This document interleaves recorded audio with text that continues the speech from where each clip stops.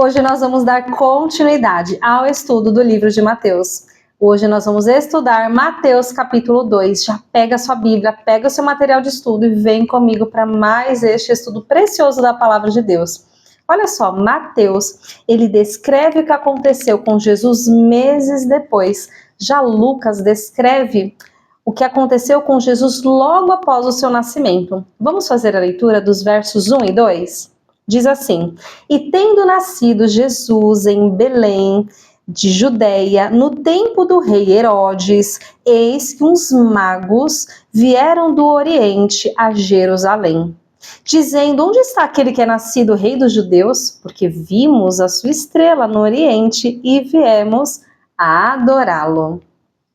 Então, no verso 1, nós vemos que está escrita a palavra magos, mas alguns estudiosos entendem que a tradução mais correta seria sábios. Pela tradição, se chamava de reis magos, mas isso pode estar relacionado à tradução, a uma confusão na leitura até. Nós não sabemos como era a estrela que eles viram no céu, muito menos como que essa estrela apareceu para eles, mas nós sabemos que esses sábios, eles dedicaram as suas vidas em busca de sabedoria e conhecimento. E olha só, eles foram em busca de Jesus, que é a nossa verdadeira fonte de sabedoria e de conhecimento. Vamos ler o verso 3, diz assim: E o rei Herodes, ouvindo isso, perturbou-se, e toda Jerusalém com ele. No verso 3 fala que Herodes, olha só, Herodes ele era descendente de Esaú. Olha só, você vai entender por que eu falei dessa descendência dele. Ele era um homem sanguinário, ele era cruel e ele mandou matar todos os seus rivais, incluindo alguns de seus filhos. O rei Herodes, ele tinha uma paranoia política. Então, quem ele achasse que estivesse conspirando contra o trono dele, ele mandava matar. Ele mandou matar os 2 filhos de sua esposa Mariana. Um se chamava Alexandre, o outro se chamava Aristóbulo IV. Ele também mandou matar o seu filho mais velho, que se chamava Antípatro, que foi acusado de tramar contra ele. E ele também mandou matar a sua esposa, que era muito amada pelo povo, e outros parentes opositores também. Agora nós entendemos como que alguém pode ser tão cruel a ponto de mandar matar todos os meninos abaixo de 2 anos. Vamos ler o verso 4, diz assim: E congregados todos os príncipes dos sacerdotes e os escribas do povo, perguntou-lhes onde havia de nascer o Cristo. Então, aqui no verso 4, o rei Herodes manda reunir os principais sacerdotes, que eram os responsáveis pelo culto em Jerusalém, manda reunir os escribas, que além de serem responsáveis pelas cópias das escrituras, eram doutores da lei, instruídos para ensinar e explicar as leis do Antigo Testamento. Olha só que interessante, mesmo ele não sendo um rei temente a Deus, ele deu ouvidos aos entendidos das escrituras. Olha só que interessante, ele mandou chamar os escribas e os fariseus, ele deu ouvidos a eles. Vamos ler os versos 5 e 6, diz assim: E eles lhes disseram, em Belém de Judá, porque está escrito pelo profeta: E tu, Belém, terra de Judá, de modo nenhum és a menor entre as capitais de Judá, porque de ti sairá o guia que há de apacentar o meu povo de Israel. Imagina Herodes ouvindo essa profecia. Então, os religiosos responderam a Herodes com as palavras do profeta Miqueias. Está lá em Miqueias, capítulo 5, nos versos 2 e 3. Isso foi escrito há 7 séculos antes do nascimento exato de Jesus. Ele profetizou o lugar exato onde Jesus iria nascer. O rei Herodes ficou ainda mais preocupado, porque a profecia dizia que esse rei que havia nascido governaria Israel, uma ameaça direta ao trono dele. No verso 7 diz assim: Então Herodes, chamando secretamente os magos, inquiriu exatamente deles acerca do tempo em que a estrela lhes aparecera. Então Herodes, ele queria saber o tempo certo do nascimento de Jesus, ele queria saber a idade correta de Jesus, para ele saber quanto tempo aí ele teria para fazer as suas articulações. Verso 8 diz assim: e enviando-os a Belém, disse: ide e perguntai diligentemente pelo menino, e quando o achardes, participai-mo, para que eu também vá e o adore. Olha só, Herodes queria ganhar a confiança dos sábios e dizendo que ele queria saber onde Jesus estava para ir adorá-lo. Uma grande mentira, né? Muito interessante aqui é que um rei ímpio, um rei cruel, como eu disse, sanguinário, ele deu mais crédito às profecias do que os sacerdotes e escribas. Os sacerdotes e escribas, eles sabiam dessa profecia, eles não deram tanto crédito quanto o rei Herodes. Verso 9 diz assim: e tendo ele ouvido o rei, e tendo eles ouvido o rei, partiram, e eis que a estrela que tinham visto no oriente ia diante deles, até que chegando se deteve sob o lugar onde estava o menino. Nós vemos que esses sábios, eles eram guiados por essa estrela, então ora a estrela se mexia, ora a estrela ficava parada. Verso 10 diz assim: e vendo eles a estrela, regozijaram-se muito e com grande alegria. Ou seja, quando diz que quando eles viram a estrela, eles ficaram muito alegres, isso pode indicar que a estrela não ficava sempre à mostra para eles. Então eles iam olhando ali para o céu, ora a estrela aparecia, ora ela não aparecia, e quando eles viram o local exato, eles muito se alegravam. Verso 11 diz assim: e entrando na casa, acharam um menino, com Maria, sua mãe, e prostrando-se, o adoraram. E abrindo seus tesouros, ofertaram-lhe dádivas, ouro, incenso e mirra. Aqui no verso 11, nós entendemos que Jesus não era mais um bebê. E fala, né, que os magos entraram em sua casa. Nos presentes de Jesus está uma representação da sua natureza, do seu propósito. Então o ouro representa a sua realeza, o incenso representa a sua divindade e a mirra representa o seu sacrifício. E o que nós aprendemos com essa atitude dos magos? Que nós podemos adorar a Deus através dos nossos recursos financeiros, porque esses presentes que foram dados ali a Jesus, eles serviram para aquilo foi revertido como finanças para pagar os custos da viagem, da hospedagem. Através dos presentes, os seus pais transformaram isso em provisão para a viagem. Custou a viagem, a estadia no Egito. Verso 12 diz assim: e sendo por divina revelação, avisada em sonhos, para que não voltassem para junto de Herodes, partiram para a sua terra por outro caminho. Então nós vemos aí, o verso 12 diz que os sábios foram avisados em sonhos para fazerem outro caminho de volta para casa. E eles não comunicassem nada a Herodes. Então olha só que interessante, Deus pode nos dar a direção do que nós temos que fazer. Através da oração, quando nós fazemos o jejum, Ele pode usar pessoas para falar conosco e através de sonhos. Deus pode nos dar muitas orientações através dos sonhos. E nós precisamos ter intimidade com Deus para saber se aquele sonho não é só fruto da nossa imaginação, mas é um recado ali do Senhor para nós. Por isso que é importante nós termos intimidade com o Senhor. E olha só, vamos ler agora os versos 13, 14 e 15, que diz assim: e tendo ele se retirado, eis que o anjo do Senhor apareceu a José em sonhos novamente, dizendo: levanta-te, toma o menino e a sua mãe e foge para o Egito, e demorar-te lá até que eu te diga, porque Herodes há de procurar o menino para o matar.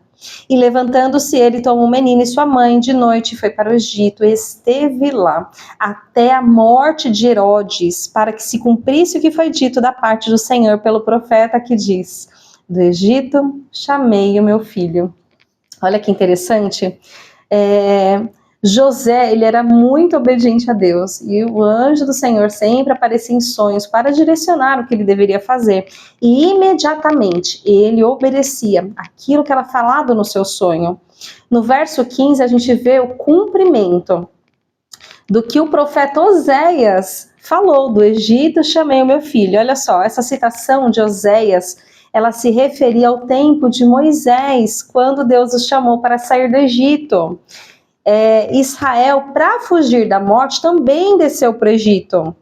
Está lá em Gênesis, capítulo 46, dos versos 3 ao 6. O problema foi que Israel permaneceu no Egito, mesmo tendo condições de voltar. E está lá em Êxodo, capítulo 1, dos versos 7 ao 13. Por isso que eles foram escravizados.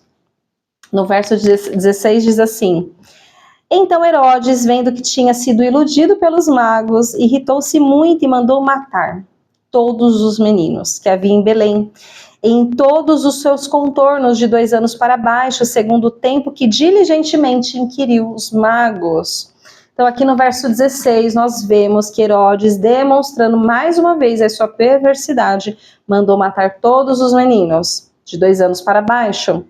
Ele fez um cálculo aproximado e ele imaginou que o rei que havia nascido não passaria de 2 anos. Então, provavelmente, Jesus teria 1 ano de idade aqui nessa época. Alguns estudiosos acreditam que foram aproximadamente 20 meninos mortos naquele tempo. Verso 17 e 18 diz assim: então se cumpriu o que foi dito pelo profeta Jeremias, que diz: em Ramá se ouviu uma voz, lamentação, choro e grande pranto, Raquel chorando seus filhos e não querendo ser consolada, porque já não existem. Então aqui no verso 17 e 18 nós vemos mais um cumprimento de uma profecia, a do profeta Jeremias, que foi dita 600 anos antes de acontecer. Glória a Deus. Verso 19 diz assim: morto, porém, Herodes, eis que o anjo do Senhor apareceu num sonho a José no Egito, dizendo, vamos até o 19. Então, olha só, o anjo fala novamente com José. Então, olha só, Herodes, ele iniciou o seu reinado por volta de 40 a 37 a.C. e morreu em 4 a.C. Ou seja, Jesus, ele não nasceu no ano 0 do nosso calendário. Jesus nasceu entre 4 e 6 a.C. Olha que interessante. Quem elaborou o nosso calendário foi um homem chamado Dionísio Exíguo. Isso no século VI, mais ou menos. Com o passar do tempo e com as tecnologias, se comprovou que ele errou em aproximadamente 4 anos. Então, José e Maria ficaram no Egito por, no máximo, 2 anos. Vamos ler do verso 20 ao 22, diz assim: dizendo, levanta-te, toma o menino e sua mãe, e vai para a terra de Israel, porque já estão mortos aqueles que procuravam a morte do menino. Então se levantou, tomou o menino e sua mãe e foram para a terra de Israel. E ouvindo que Arquelau reinava na Judéia em lugar de Herodes, seu pai, receou ir até lá, mas avisado em sonhos por divina revelação, foi para as partes da Galileia. Esse Arquelau que aparece aqui, ele reinou por pouco tempo. O seu governo não foi muito popular e ele acabou sofrendo uma oposição e ele foi deposto, ele foi exilado para um lugar bem distante de lá. E mais uma vez nós vemos aqui que José obedece a Deus, volta para Israel, mesmo sem saber o destino certo. Ele se dirigiu ali para sua terra natal. Durante a viagem ele foi avisado em sonho novamente que deveria ir para Nazaré, na Galileia. E no verso 23 diz assim: e chegou e habitou numa cidade chamada Nazaré, para que se cumprisse o que foi dito pelos profetas, ele será chamado Nazareno. Então olha só, aqui a gente vê mais um cumprimento de uma promessa, só que esse versículo ele não cita diretamente na palavra, mas nós sabemos que a palavra diz que viria o Messias, que ele seria desprezado, Eu até quero ler Salmo 118. Salmo 118, verso 22, diz assim: a pedra que os edificadores rejeitaram tornou-se a cabeça da esquina. Então já existia uma profecia que dizia que o Messias seria rejeitado. E Nazaré, olha só que interessante, era um vilarejo pequeno, um vilarejo humilde, e nós constatamos ainda sobre isso na fala de Natanael, quando ele fala lá em João, capítulo 1, verso 46. Pode vir alguma coisa boa de Nazaré? Lembra quando ele fala isso? E olha só, uma curiosidade, Nazaré, em hebraico, significa ramo ou renovo. E eu quero ler aqui, vários profetas identificaram Jesus como ramo ou renovo da família de Davi. Eu quero ler aqui 3 textos muito interessantes. Jeremias é o primeiro. Jeremias, capítulo 23, verso 5. Diz assim: